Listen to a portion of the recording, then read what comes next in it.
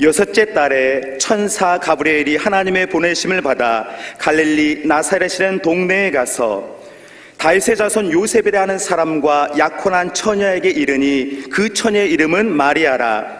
그에게 들어가 이르되 은혜를 받은 자여 평안할지어다, 주께서 너와 함께 하시도다 하니, 처녀가 그 말을 듣고 놀라 이런 인사가 어찌함인가 생각하매 천사가 이르되 마리아여 무서워하지 말라, 네가 하나님께 은혜를 입었느니라.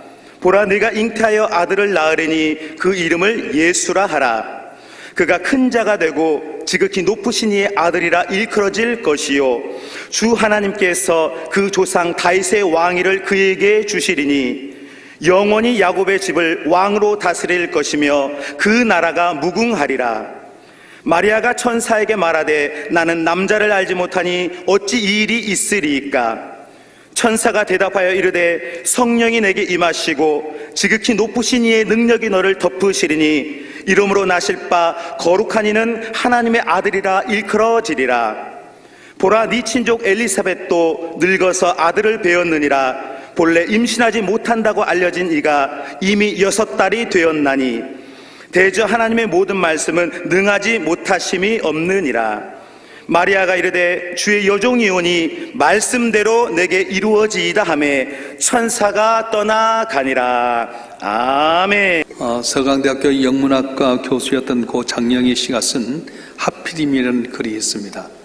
이분 태어난 지 1년 만에 2달을 못 쓰는 소아마비 1급 장애물이 되었고 역경을 딛고 일어나서 유명한 영문학자가 되었을 뿐만 아니라 빼어난 문필가가 되었습니다. 장영희 교수는 자기에게 암 수술을 했는데 다시 전이가 되어서 척추암으로 전이되고 치료를 받았지만 아직 충분히 회복되지 않은 상황 가운데 학교에 나가서 강의를 함으로 아주 많은 감동을 줬던 분입니다. 안타깝게도 이분이 2009년도에 56세의 나이로 돌아가셨습니다.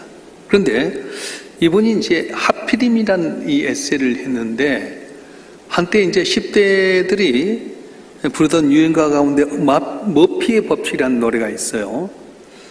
그 내용을 보면 화장실이 있으면 휴지가 없고 휴지가 있는데 화장실이 없고, 미팅에 가도 하필이면 제일 마음에 안 드는 애가 파트너가 되고, 한 달에 한 번 목욕탕에 갔는데 하필이면 그날이 정규 휴일이고, 이런 머피의 법칙이라는 노래가 있는데 장영희 교수가 쓴 하필이면 이 수필에도 비슷한 내용이 나오게 됩니다.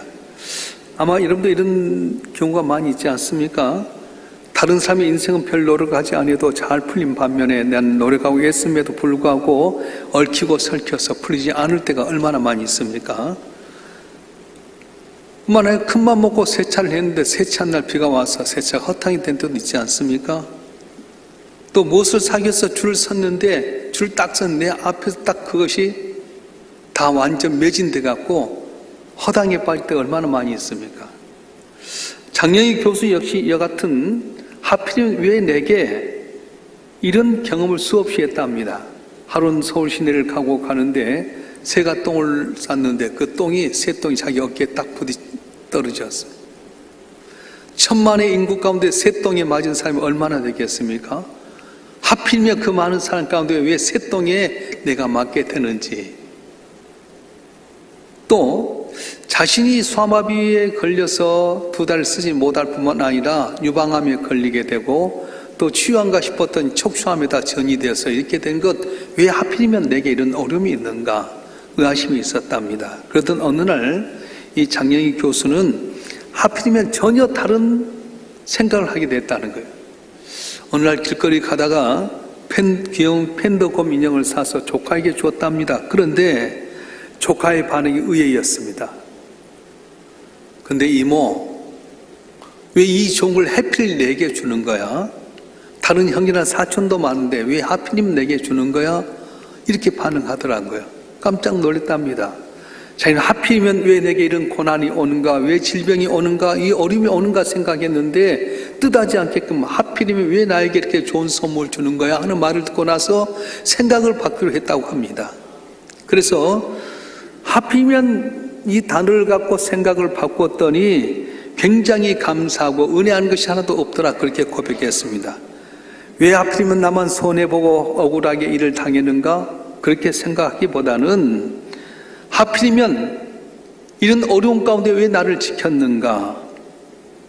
하필이면 이 어려운 상황 가운데 내게만 은혜 주셨는가 생각하니 불평이 없어지고 감사가 넘치더란 거예요. 많은 상황 가운데 왜 하필이면 내게 이렇게 좋은 부모를 만나게 하고 좋은 친구를 주셨을까? 형제를 주셨을까? 이 세상에 굶어 죽는 사람이 너무도 많은데 왜 하필이면 살기 좋은 대한민국에 태어나서 내게는 굶주림이 없는가? 이렇게 생각하니까 하필이면 내게 왜 이렇게 은혜 주셨는가 생각하니 감사하지 않을 것 하나도 없고 은혜한 것이 하나도 없더라고 하는 것입니다. 사랑하는 성도 여러분, 오늘 내게 똑같은 사건과 똑같은 일을 당면했을 때 여러분은 과연 어떻게 하십니까? 관점을 한번 바꿔보시길 바랍니다. 많고 많은 사람 가운데 왜 하나님 나를 택하셔서 아버지의 자녀 삼으셔서 영원한 천국에 가게 하셨을까? 그 많은 사람 가운데 왜 나를 하필이면 일삼명패에 나와서 신앙생활을 하게 하셨을까?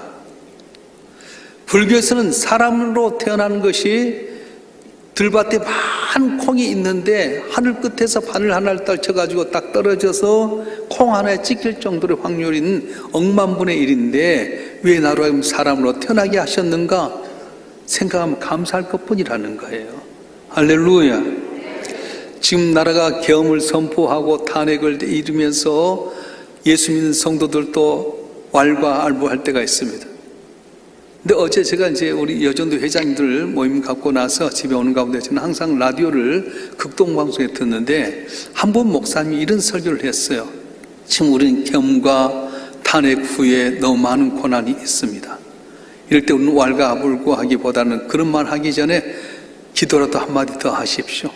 오늘 이렇게 된 건 우리 믿는 성도들의 잘못 때문입니다. 우리가 회개해야 됩니다.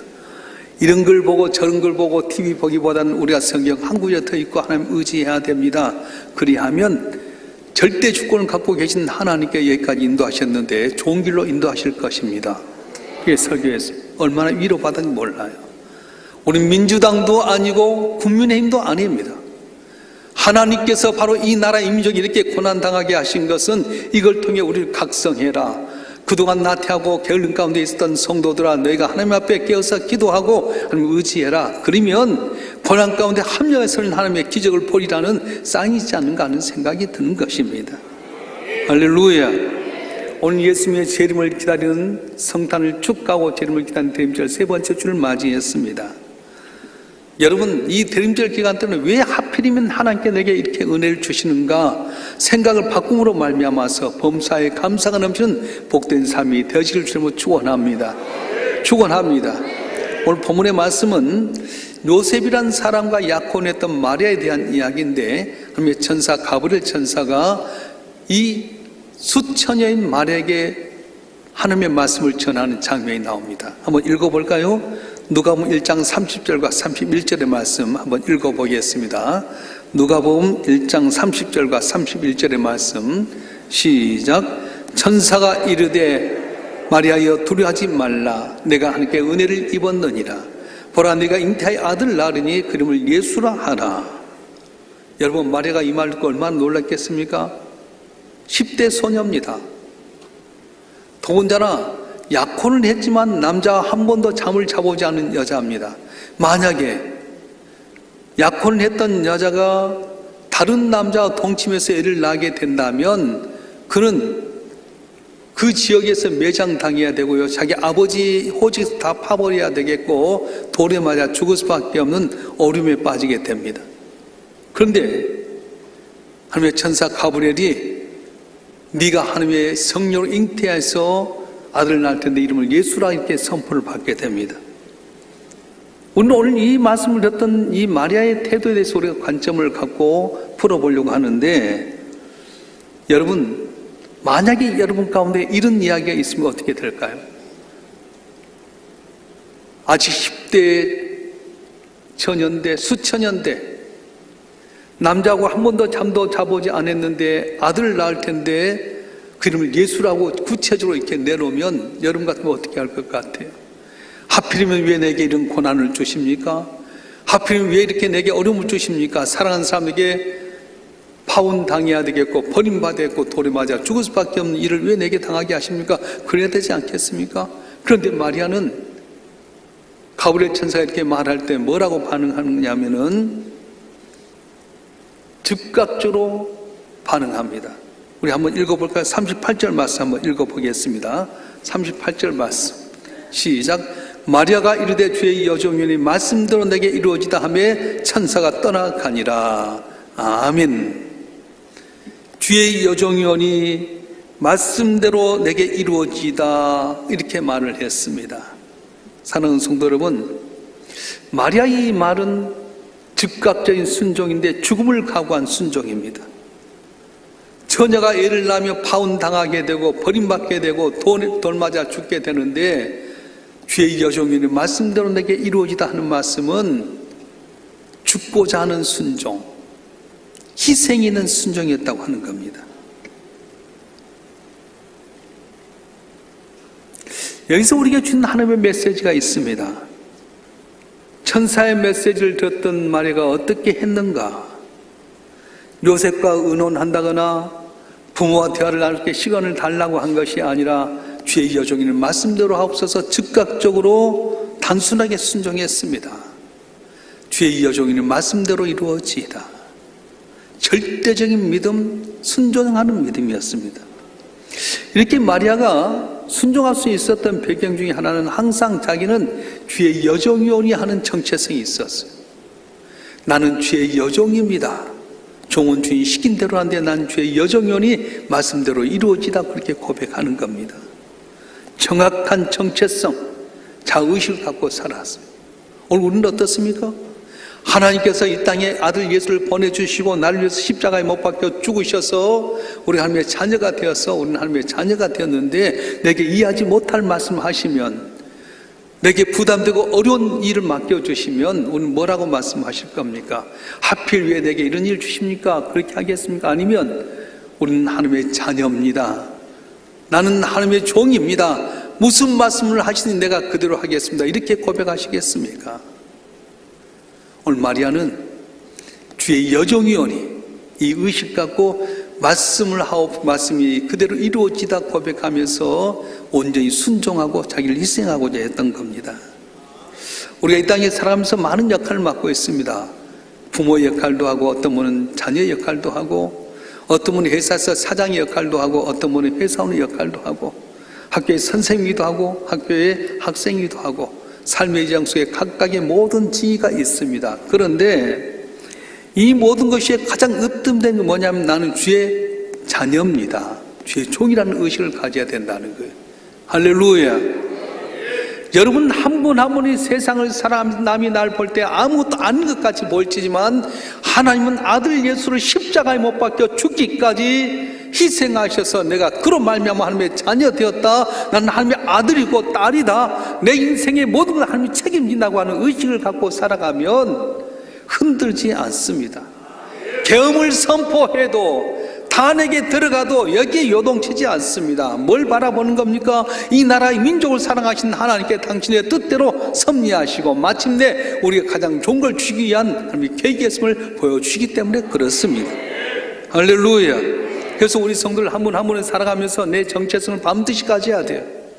예수의 보혈로 말미암아 나는 하나님의 자녀가 되었다, 나는 하나님의 자녀다, 나는 하나님의 종이다. 이번에 피택받은 장로님, 안수생 권사님들 훈련 받을 때도 나는 하나님께 나를 사랑하셔서 장로로, 안수사, 권사로 피택했다는 의식을 갖길 주로 축원합니다. 장로님, 안수생, 권사님들, 목사도 마찬가지예요. 우리는 하나님의 택한 주의 종입니다. 말씀하시옵소서 그대로 이루시기를 원합니다 하는 마음을 갖고 살아갈 때 주께서 책임져 주실 것입니다. 우리가 인간적인 생각으로 보면 어쩔 때 불합리하게 느껴질 때가 많습니다. 그래서 우리는 어떻게 합니까? 미룰 때가 많습니다. 핑계 댈 때가 많습니다. 근데 우리가 하나님의 종이라고 생각한다면 핑계 대서는 안 됩니다. 내 의지 꺾고 겸손한 마음으로 순종할 때 놀라운 기적의 역사가 일어나게 된다는 것입니다. 오늘 마리아는 말씀을 위해서 희생할 각오가 되어 있었습니다. 만약에 마리아가 지능이 떨어진 사람이었다고 한다면 이 말씀을 할 때 내게 어떤 일이 일어났을지를 몰랐을 거예요. 근데 마리아는 총명한 여인이었습니다. 이 말씀대로 순종하게 되면, 이 말씀대로 내게 아들이 잉태가 되면 돌에 맞아 죽을 수밖에 없는 상황인데도 알는데도 불구하고 그는 주의 여종의 말씀대로 이루어지다 순종하는 거예요. 목숨 걸고 희생의 믿음을 가졌습니다. 사랑하는 성도 여러분, 순종에는 희생이 있습니다. 근데 희생이 있을 때 기적이 일어나게 되는 겁니다. 잘 들으세요. 순종에는 희생이 있는데 희생이 있는 곳에 기적이 일어나는 거예요. 사르와 가부가 가문 가운데 마지막 남은 밀가루 조금, 기름 조금 갖고 울고 버티는 아들과 떡 하나 만들어 먹고 죽으려고 하는데 엘리야 선지자가 와서 말합니다. 여자애 뭘 하느냐? 마지막 남은 비상식량으로 떡을 만들어 아들과 먹고 죽으려고 합니다. 그래, 네 말대로 하지만 그걸 내게 먼저 가져오너라. 울고 버티는 아들이 지금 쟁쟁거리고 있는데 이 여인은 아들 울고 버티는 것 있지만은 자기 희생합니다. 주의 종에게 드리려고 밀가루와 기름을 부었는데 신기하게도 떨어지지 않습니다. 하루가 지나고 이틀이 지나고 사흘이 지나도 떨어지지 않는 기적이 있었습니다. 왜요? 희생이 있었기 때문에 그렇습니다. 가나 혼잔치 집에서 물이 변해 포도주 되는 기적도 마찬가지입니다. 포도주가 떨어져서 연회장이 포도주 가져오라고 하는데 예수님은 결례에 따른 돌 항아리에 물을 부어라. 그리고 연회장에 갖다 주라. 포도주 가져오라는 연회장 앞에 물 갖다 주면 어떻게 하고 된통 호통 당할 수 있을 텐데 희생하는 마음으로 가서 혼나더라도 그걸 전해주다가 가는 도중에 물이 변해 포도주라는 역사가 일어나게 된 것이었습니다.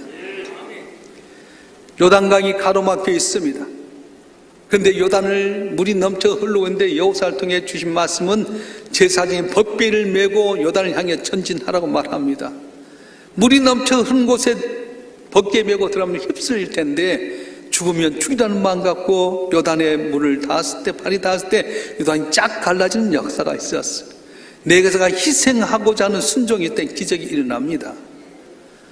하만에 의해서 유대 민족이 다 멸족당할 수밖에 없을 때 왕후였던 에스더에게 말합니다. 우리 민족이 죽게 됐으니 왕에게 나가서 우리 민족을 구원해달라고 요청하라고. 오라보니 왕이 부르기 전에 가면 죽습니다. 왕이 부른 지 한 달 넘었습니다. 할 수 없습니다.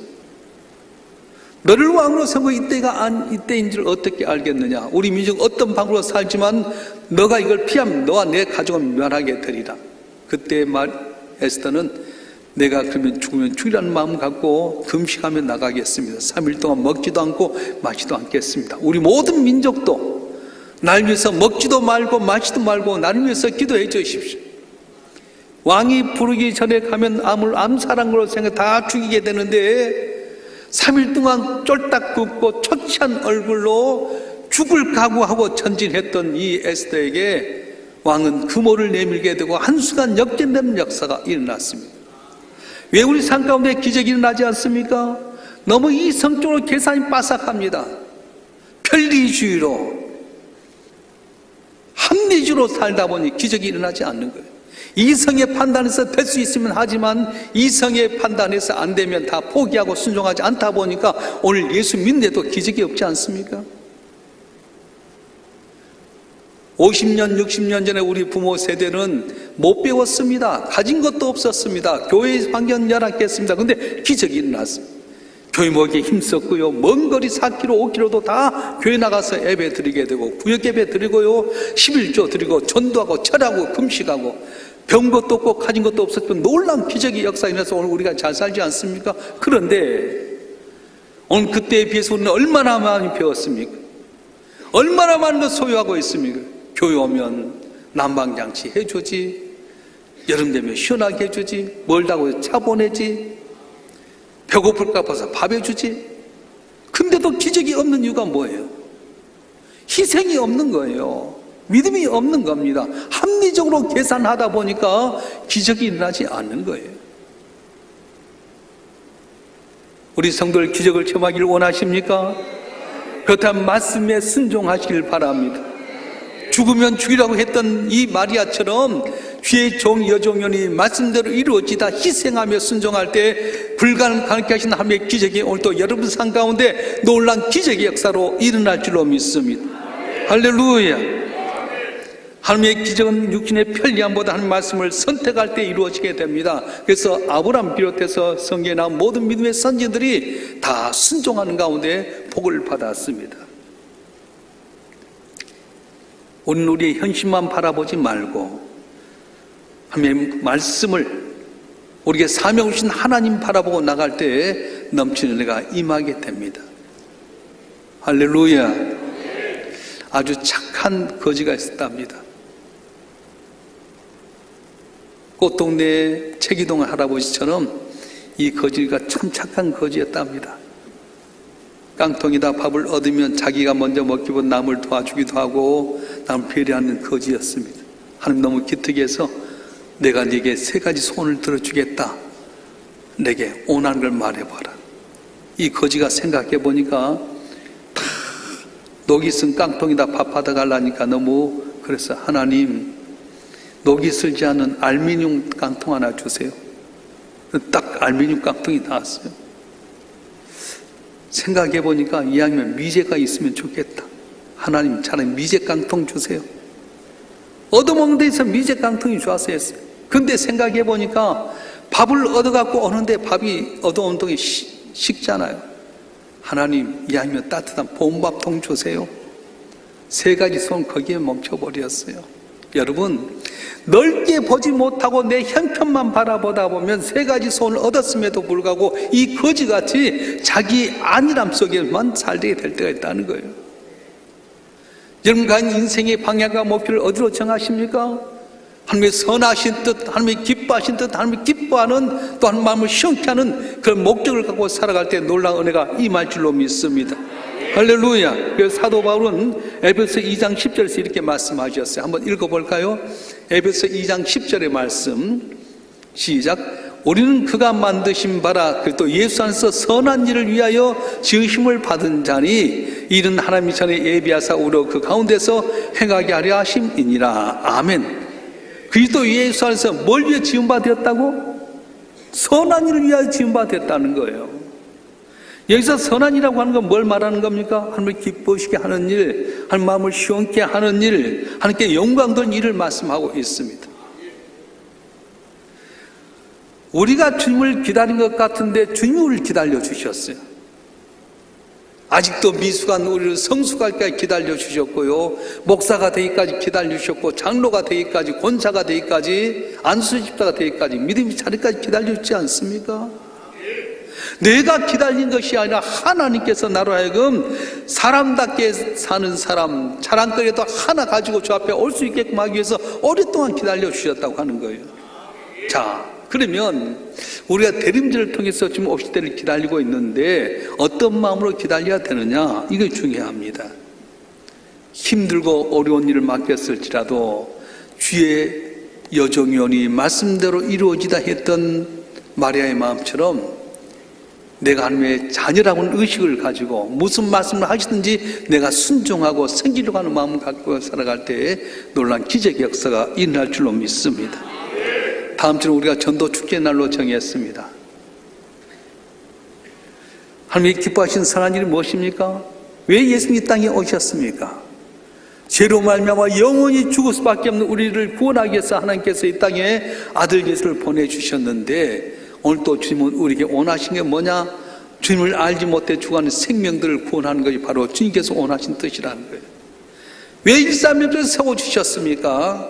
주님의 선한 일을 위해서 세워졌습니다. 그 선한 일이 무엇입니까? 우리만 같이 모여서 즐거워하고 이 좋은 환경 가운데 우리만 룰랄라 하기 위해서 아닙니다. 너희가 은혜 받았으니까 아직도 주 앞에 돌아가지 못한 사람들, 영원한 지옥을 향해서 달려간 그 사람들에게 너희가 복음 전해라. 힘들더라도 어렵더라도 남이 몇이 천대하더라도 그들 내 앞에 돌아오게 해라. 내가 내게 복을 주라 말씀하고 있는 거예요. 아멘도 안 한 것 보래. 할렐루야.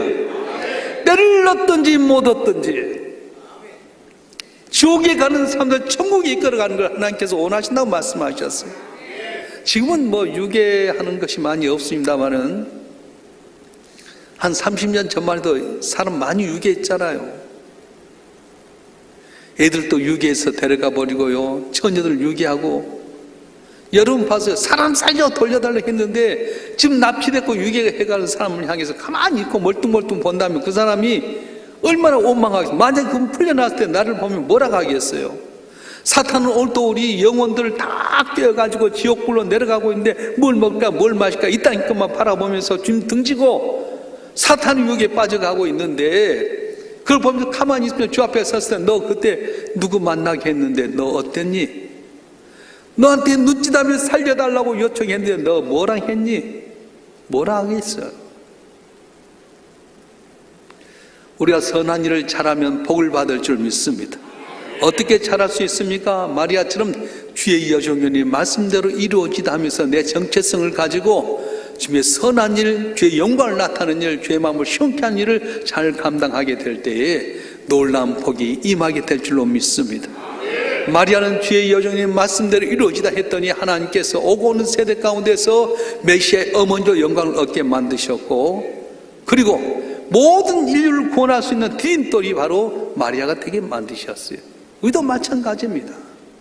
내가 받았던 은혜, 내게 주신 은사를 가지고 주의 복음 위에서 말씀대로 이루어지다 충성하게 되고 선한 일을 감당하게 되면 마리아가 받았던 복처럼 우리도 상상치 못할 오고 오는 세대 속에 기억에 남고 주 앞에서 잘다 칭찬받는 귀한 은혜가 임할 줄로 믿습니다.